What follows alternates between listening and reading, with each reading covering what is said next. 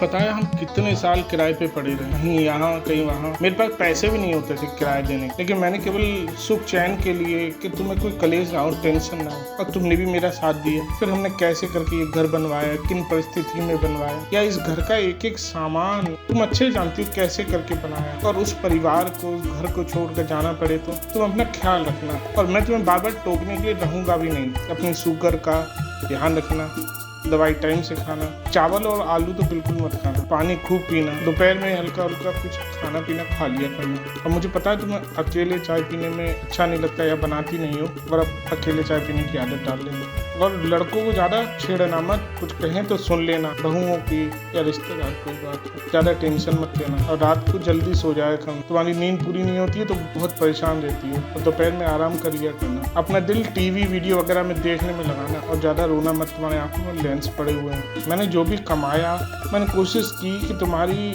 इच्छा, तुम्हारी ज़रूरतों को पूरा करूं, लेकिन मैं कितना कर पाया या सफल हुआ नहीं हुआ ये तो तुम्हीं को मालूम होगा। या कोई कमी रह गई है, या हो सकता है कि मैं तुम्हारी उम्मीदों के हिसाब से ज़्यादा कमाई नहीं कर पाया, या कोई प्रॉपर्टी नहीं बना पाया। एक प्राइवेट आदमी जो कर पाता है किया।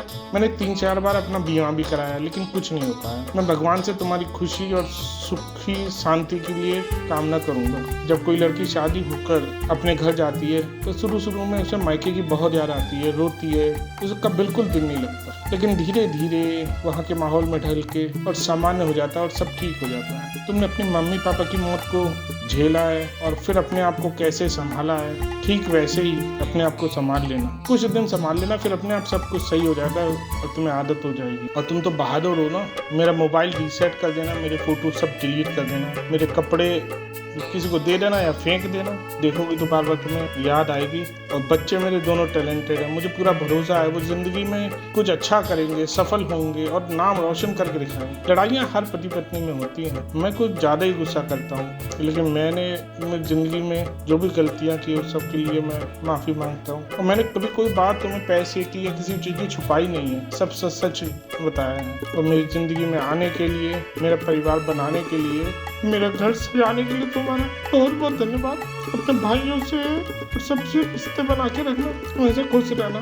तुमसे अलग होने के बारे में या कुछ भी तलाक या ऐसी कोई मैं सोच भी नहीं सकता हूँ। खुश रहना तुम बस।